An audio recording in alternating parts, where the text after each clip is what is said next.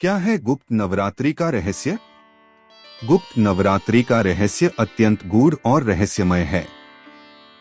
यह पर्व शक्ति की उपासना का एक अत्यंत विशेष काल है जो सामान्य नवरात्रियों से अलग माना जाता है। वर्ष में 2 बार मनाई जाने वाली गुप्त नवरात्रि को आमतौर पर श्रावण मास और माघ मास में रखा जाता है। यह पर्व तंत्र साधना, गूढ़ विद्याओं और देवी की गुप्त रूपों की आराधना के लिए अत्यंत उपयुक्त माना गया है। जहां एक ओर वसंत और शारदीय नवरात्रियों में सार्वजनिक रूप से देवी दुर्गा के 9 स्वरूपों की आराधना होती है, वहीं गुप्त नवरात्रि एकांत साधना, मौन तप और तांत्रिक प्रयोगों का काल मानी जाती है।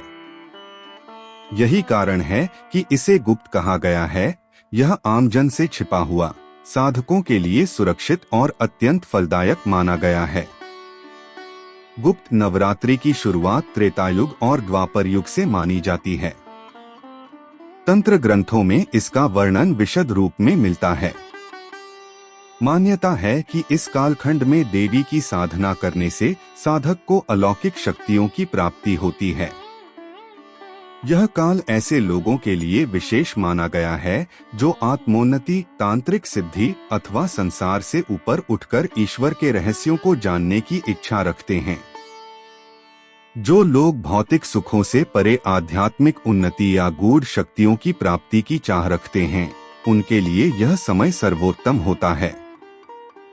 गुप्त नवरात्रि में देवी की पूजा गुप्त रूप से विशेष विधियों के साथ की जाती है। यह पूजा न तो सार्वजनिक होती है, न ही इसमें कोई बाह्य आडंबर होता है। यही कारण है कि इसके रहस्य भी केवल ज्ञानी साधकों और तांत्रिकों के बीच सीमित रहते हैं। गुप्त नवरात्रि में देवी दुर्गा के 10 महाविद्याओं की विशेष पूजा की जाती है। काली, तारा, त्रिपुर सुंदरी, भुवनेश्वरी, भैरवी, छिन्नमस्ता, धूमावती, बगलामुखी, मातंगी और कमला। ये सभी महाविद्याएं देवी के अत्यंत उग्र, रहस्यमय और तांत्रिक रूप हैं। प्रत्येक महाविद्या किसी विशेष प्रकार की सिद्धि प्रदान करती है। काली मृत्यु पर विजय की प्रतीक हैं, तारा भय से मुक्ति देती हैं, त्रिपुर सुंदरी सौंदर्य और आकर्षण की देवी हैं, भैरवी आत्मबोध कराती हैं और बगलामुखी शत्रुओं का नाश करती हैं। इसी प्रकार अन्य महाविद्याएं भी अपने अपने स्वरूप में साधक को विशेष अनुभूतियां देती हैं। साधक इन महाविद्याओं की साधना के माध्यम से जीवन के रहस्यों को जानने लगता है, आत्मा की गहराइयों में प्रवेश करता है और ईश्वर के दिव्य रूप का साक्षात्कार करता है। गुप्त नवरात्रि की साधना में विशेष प्रकार के मंत्रों, यंत्रों और तांत्रिक विधियों का उपयोग होता है। इनमें प्रमुख रूप से 10 महाविद्याओं के 20 मंत्रों का जाप, हवन और त्राटक आदि विधियां शामिल हैं। साधक एकांत में विशेष दिशा की ओर मुख करके उचित समय पर साधना करता है। यह साधना रात के समय अधिक प्रभावी मानी जाती है क्योंकि रात को ऊर्जा का स्तर अधिक सक्रिय होता है और ब्रह्मांडीय शक्तियों के संपर्क में आना अधिक संभव होता है। कई साधक तो गुप्त नवरात्रि के 9 दिनों तक मौन व्रत रखते हैं, अन्न और जल का त्याग करते हैं और केवल एक विशेष नियम के तहत जीवन व्यतीत करते हैं। साधना के लिए साधक विशेष आसन पर बैठते हैं, रुद्राक्ष या क्रिस्टल की माला का प्रयोग करते हैं और देवी के यंत्र को अपने सामने स्थापित करते हैं। गुप्त नवरात्रि के दौरान साधना में मन, वचन और कर्म की शुद्धता अत्यंत आवश्यक होती है। यह साधना केवल बाह्य क्रिया नहीं होती, बल्कि आंतरिक साधना होती है। साधक अपने भीतर की तमोगुणी और रजोगुणी प्रवृत्तियों पर विजय प्राप्त करता है और सात्विकता की ओर अग्रसर होता है। यह एक तरह से आत्मा की यात्रा होती है, जिसमें साधक अपने भीतर के अंधकार से लड़ता है और देवी के प्रकाश को अपने हृदय में प्रतिष्ठित करता है। यही कारण है कि गुप्त नवरात्रि की साधना इतनी प्रभावशाली मानी जाती है कि यदि सही तरीके से की जाए तो साधक को सिद्धि प्राप्त हो जाती है। कई प्रसिद्ध तांत्रिक, योगी और साधु महात्माओं ने इसी गुप्त नवरात्रि के दौरान महान शक्तियों की प्राप्ति की है। इतिहास और पुराणों में भी गुप्त नवरात्रि का उल्लेख मिलता है। देवी भागवत पुराण, तंत्रसार, कालिका पुराण और देवी उपनिषदों में गुप्त नवरात्रि की साधनाओं का वर्णन मिलता है। भगवान शिव ने स्वयं माता पार्वती को इन रहस्यमयी साधनाओं की विधि बताई थी। इसके बाद पार्वती ने इन साधनाओं को मानव कल्याण के लिए कुछ विशिष्ट साधकों को प्रदान किया। ऐसी मान्यता है कि गुप्त नवरात्रि में जो साधक अपने इष्ट देवी की साधना करता है, उसे त्रिलोक में कोई भी पराजित नहीं कर सकता। वह संसार के सभी भय, क्लेश और दुखों से मुक्त हो जाता है। कई साधक तो इस काल में भैरव, बटुक भैरव और यक्षअप्सराओं की साधनाएं भी करते हैं। गुप्त नवरात्रि की सबसे अद्भुत बात यह है कि यह पर्व देवी की केवल उपासना नहीं है, बल्कि स्वयं को देवी के रूप में अनुभव करने का साधन है।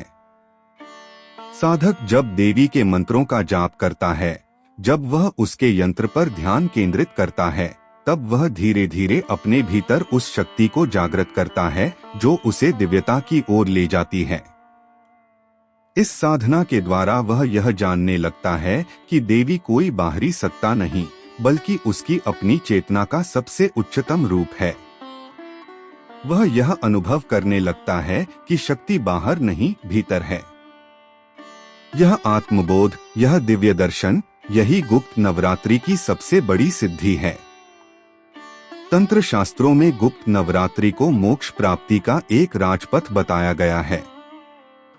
इस काल में साधक अपने भीतर की सभी दुर्बलताओं, भय, वासना, क्रोध और मोह को जलाता है और केवल देवी की उपासना में लीन हो जाता है।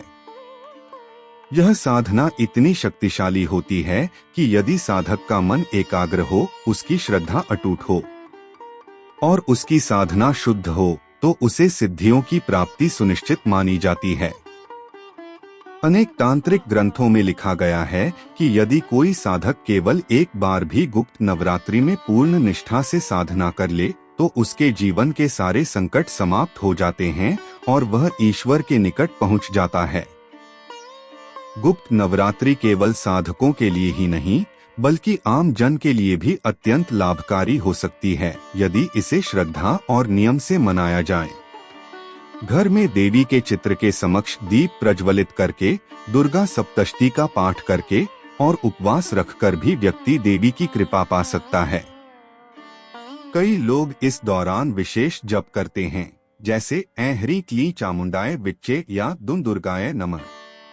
ऐसे मंत्रों का जाप करने से भी मानसिक और आत्मिक शुद्धि होती है और जीवन में सकारात्मक ऊर्जा का संचार होता है।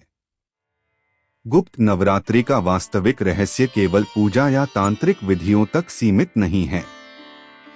इसका सबसे बड़ा रहस्य है भीतर की शक्ति को पहचानना, अपने अस्तित्व को देवी के रूप में जानना और आत्मा को उस ब्रह्मा शक्ति से जोड़ना जिससे यह सारा ब्रह्मांड उत्पन्न हुआ है।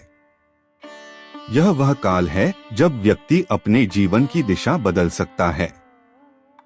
यह वह अवसर है जब व्यक्ति अपने कर्मों को शुद्ध करके, अपने विचारों को शुद्ध करके स्वयं को नए रूप में ढाल सकता है। यह आत्मसंशोधन, आत्म साक्षात्कार और आत्मशुद्धि का पर्व है। संक्षेप में कहा जाए तो गुप्त नवरात्रि केवल एक पर्व नहीं, बल्कि एक यात्रा है, आत्मा से परमात्मा की ओर, अज्ञान से ज्ञान की ओर, अंधकार से प्रकाश की ओर। यह यात्रा गुप्त है क्योंकि यह भीतर होती है, न कोई देख सकता है, न कोई समझ सकता है, केवल साधक ही जान सकता है कि उसने क्या पाया है। यही गुप्त नवरात्रि का सबसे बड़ा रहस्य है कि यह पर्व हमें बाहरी देवी की उपासना से भीतर की देवी की पहचान की ओर ले जाता है। जब व्यक्ति यह जान लेता है कि वह स्वयं ही देवी का अंश है, तभी वह सच्चे अर्थों में मुक्त होता है, सच्चे अर्थों में सिद्ध होता है और सच्चे अर्थों में दिव्यता को प्राप्त करता है।